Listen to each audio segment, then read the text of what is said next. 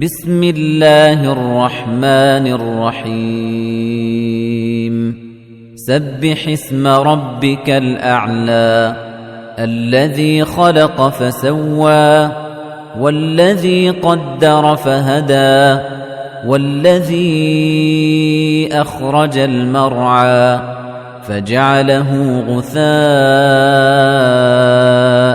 أحوى سنقرئك فلا تنسى إلا ما شاء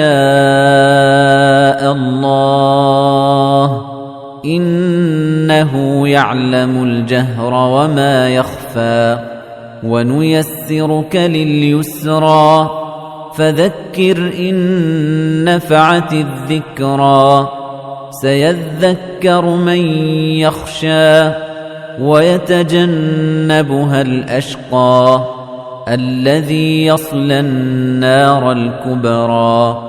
ثم لا يموت فيها ولا يحيا قد أفلح من تزكى